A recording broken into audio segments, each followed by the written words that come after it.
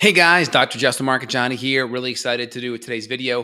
We're going to be talking about some of the root causes of hair loss and what you can do about it. This is an important topic. Deal with it with a lot of my female and male patients. So it's an issue we want to talk about and get to the root cause of what's happening there. All right, before we dive in, please smash that like button. It really helps the search algorithm. Also, put your comments down below. Let me know certain things that you've done to help improve your hair loss out of the gates. All right, so first off, there's two to three main types of hair losses. I'll kind of just go through them. Obviously, there may be kind of more nuance within this, but I'm just keeping it really functionally applicable to most of the people listening. So the big one is going to be male pattern baldness or androgenic alopecia, right? Women can get this too, but you're going to see it more with men. And the idea of is male pattern baldness, high levels of DHT are going to block blood flow, decrease blood flow to the follicle. And so what happens, that follicle over time starts to miniaturize, get smaller, smaller, smaller. The hair starts to become less dense. And then over time, that follicle will atrophy to the point where there is no more follicle left. So it starts off with the miniaturization, and DHT is going to be an important, fertile ground for a lot of that because it's going to block oxygenation. And DHT is a downstream metabolite of testosterone. So that's one mechanism there, right? You see like the Propecia, Proscar, like alpha reductase inhibitor medications kind of work on that mechanism. And of course, we have the finasteride family, right? We worried about kind of post-finasteride syndrome, right? The data shows about 15 to 20% potential side effects. Most people are very concerned about that. Lower sperm count, lower libido, some mood stuff.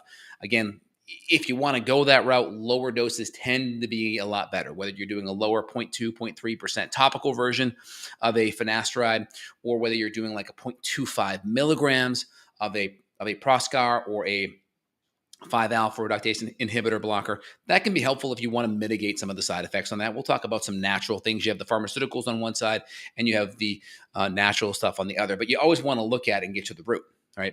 And so you have this androgenic kind of male pattern baldness. And there have been twin studies on this. Not everyone balds at the same rate. So you have twin studies in Japan looking at this, and twins will even bald at massively different rates, even though they have the exact same genetics. So the question becomes, well, why is that? It's not all genetics. And so we know things like inflammation, anything that really affects blood flow, which DHT does, anything that affects blood flow is going to have a major impact on the hair follicle. And part of why we know this is because there's other modalities that significantly improve hair loss that help with blood flow. We know there's studies on scalp massage where you come in there and really massage that scalp, shown to be very helpful. If you look at the Norwood scales, right, Norwood 1 through 4, where it kind of starts here, and as your hair goes back, you start going from Norwood 1 to 2 to 3 to 4.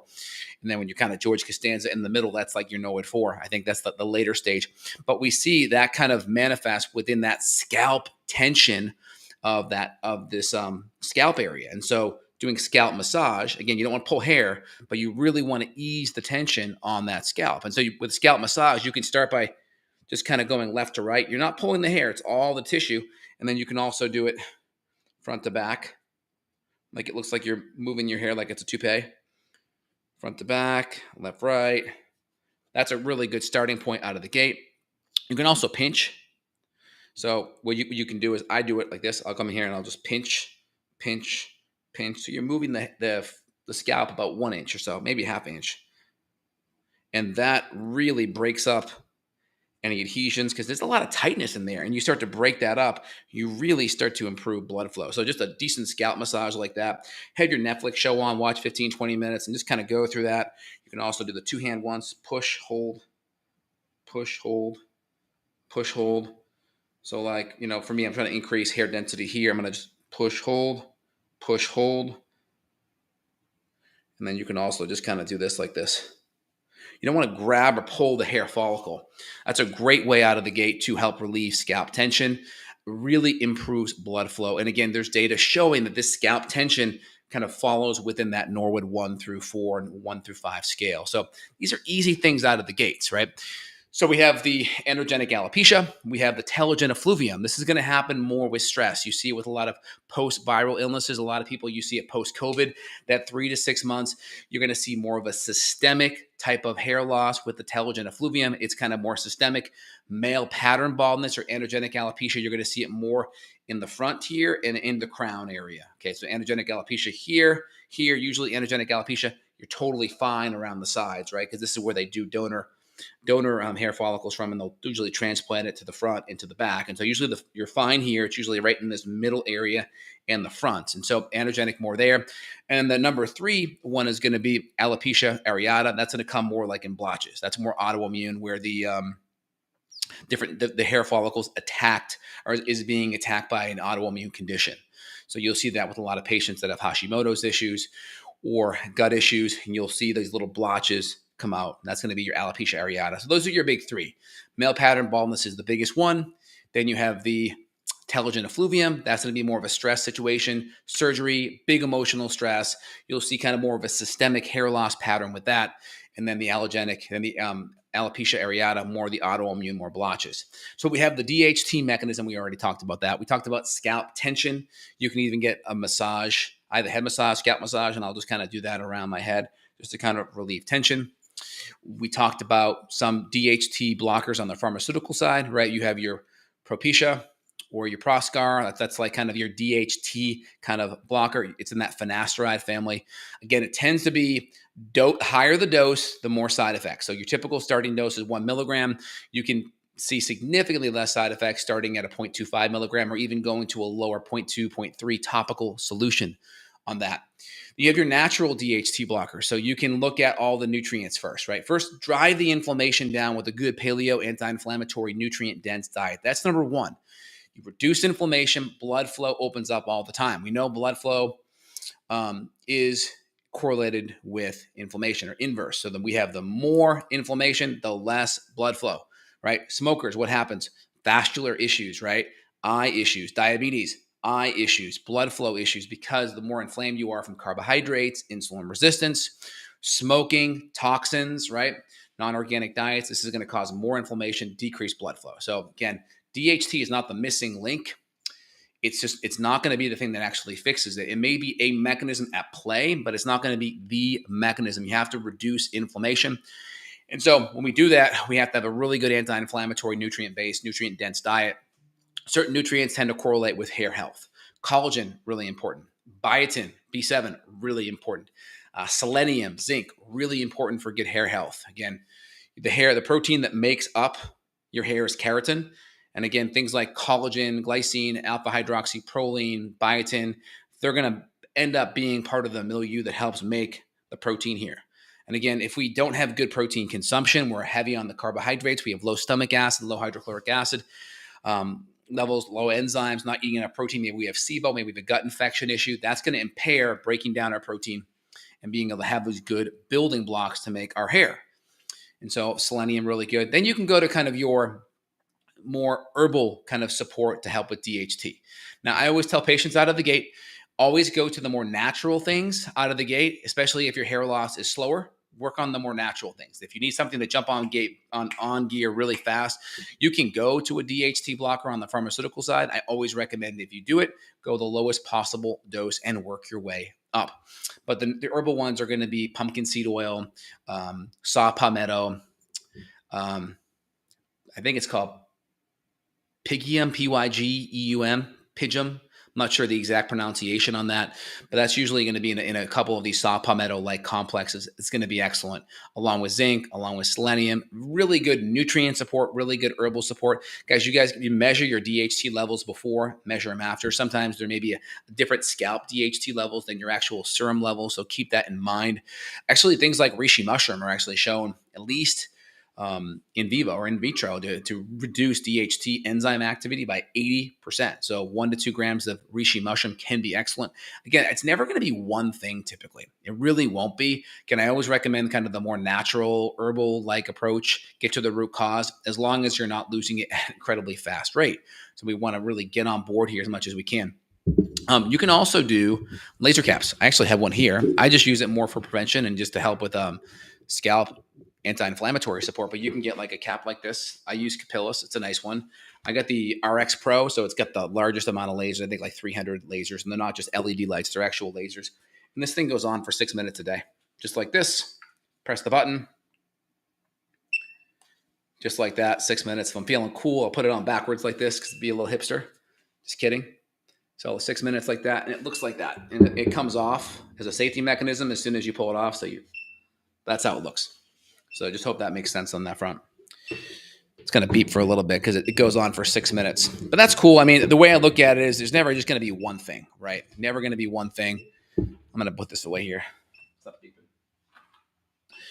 So that's cool. I think it's helpful. I use it kind of more for a preventative standpoint to kind of reduce inflammation. I'll put links down below. Anything to reduce inflammation, improve blood flow. I think, you kind of have your cheapest things out of the gate. You have like just your general scalp massage, very helpful, right? Don't pull the hair. It's all on the actual scalp. You have your laser light, right? You have some of the nutrient support, whether it's selenium, zinc. Let's continue to beep. Hold on. So it goes for 6 minutes, and it's basically like saying, hey, put me on your head, dude. Let's see if I can turn this thing off. Hold on. Good. It's off now. That's a good one. 6 minutes a day on that one. That's pretty cool. You can also do derma rolling. So you can get either a really good, about a 1 millimeter derma roller, and you can do that on the area. So like, let's say I wanted to kind of roll the back part or kind of right in that scalp line there, about 1 millimeter derma roller on that one. And you would do that like once a week. And that's very helpful. And actually, there's studies showing if you combine that with like your topical minoxidil or your finasteride, that even increases absorption. So, but that's good. Even by itself, that's going to stimulate stem cells. You can do that with acne scars or just to stimulate elasticity. Let's say your chin's getting a little saggy here. You can kind of do it right here to kind of stimulate that collagen elasticity. So that's wonderful. So you can do a 1 millimeter derma roller right on your hair. That's excellent. There's obviously like things like Rogaine, which are essentially blood pressure medications that they were trying to do studies on to vasodilate, open up the blood vessels, and they found lots of hair growth. So they figured out, hey, topically, it's going to help. Now, the problem with it is it's golden handcuffs. As soon as you're off it, all that hair goes. So if you need it, fine. I always say try to choose all the natural things to the best of your ability. Look at the DHT mechanism, especially if you have that androgenic alopecia component. I think it's on your mom's family.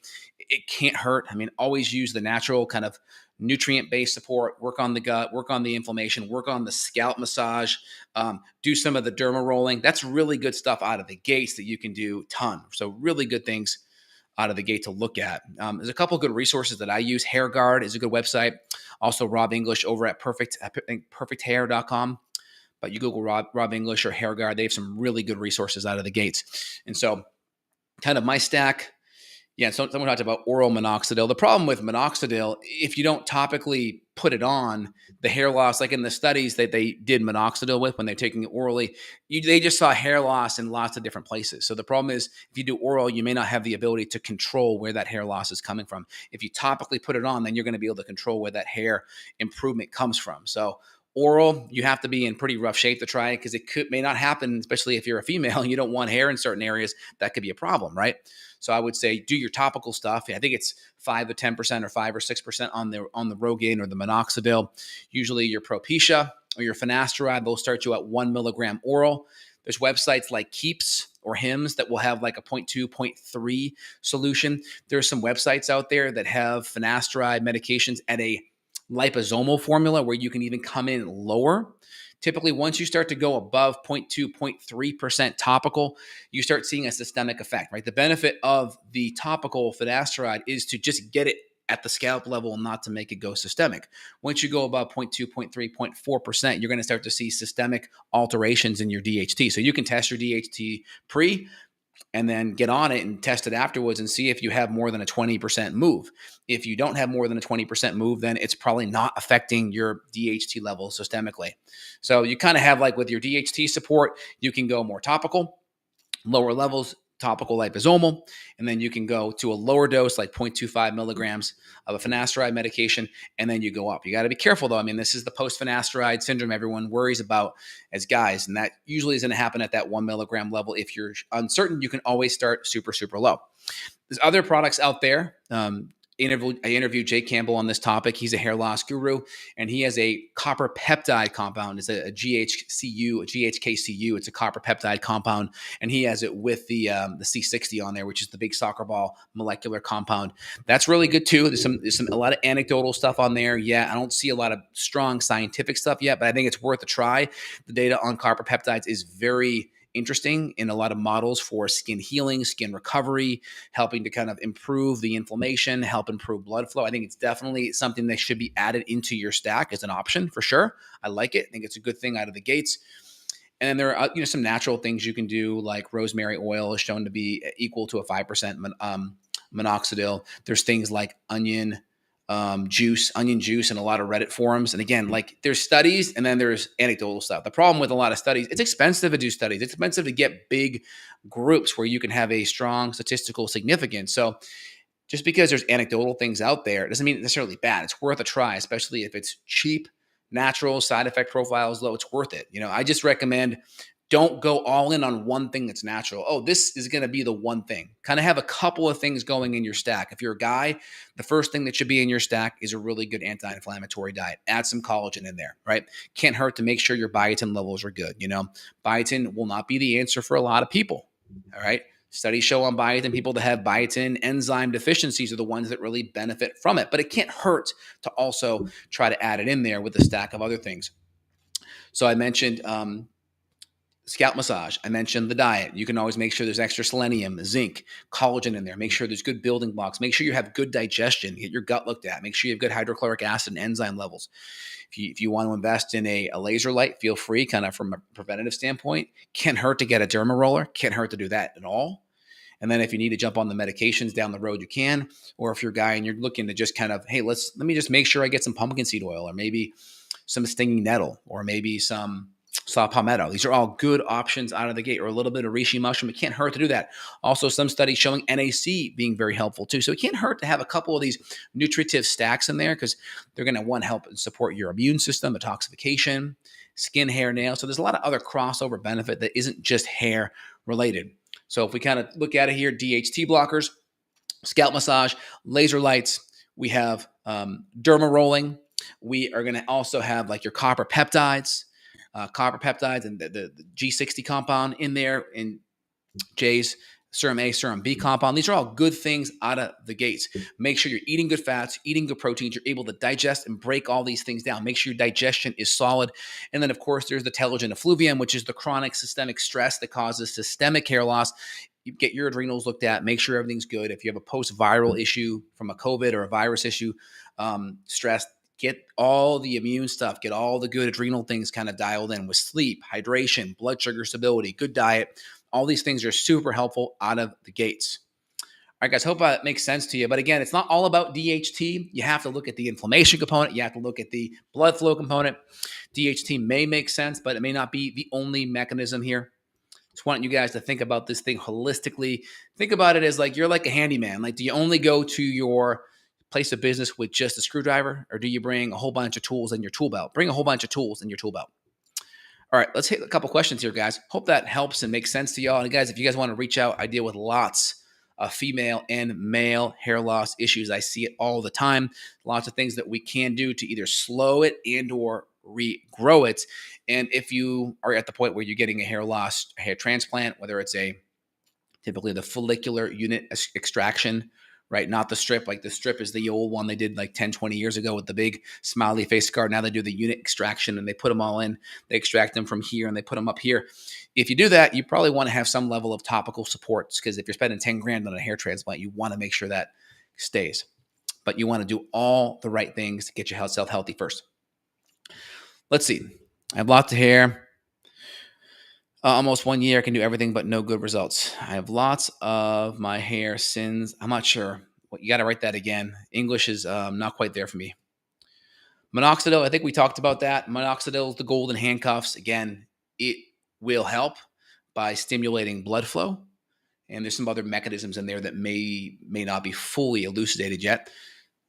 But regarding minoxidil, you're much better off with a topical formula. Okay, a couple questions here. Dr. J, I had gallbladder pain and bloating, constipation. I cut dairy, veg oils, and gluten. It was gone after 3 years since I'm suffering fatty to semi-fatty stools and red meat if I eat, and fatty stools if I eat red meat and fat. So another English issue here. So I cut dairy and veg oils and gluten. It was gone after 3 years since I'm suffering. Okay, so it sounds like you had improvement with cutting out the vegetable oils and gluten, but it sounds like it's still coming back with the red meat. So, I mean, you'd want to really look at your gut a little bit deeper. Make sure HCl levels are good. Make sure bile salt levels are good. There could be an infection going on in the gut that's also impairing the digestion. So look a little deeper at that. I'm not quite reading the message 100%. You want to chime in, feel free. and I'm happy to elaborate a little bit more. All right. So, guys, just want to give males and females out there hope. There's ways that you can help improve your genetics on that front. Lots of things. Start with the most low-hanging fruit. Start with the nutrients. Start with the herbs. Again, if your hair loss is very fast and you're very young, you may want to start with something on the pharmaceutical side to kind of tie things down a little bit, and then work on the scalp massage, work on some of the nutrient support, work on the derma rolling, start some things that are really simple out of the gate. That's a great start to kind of get things moving in the right direction.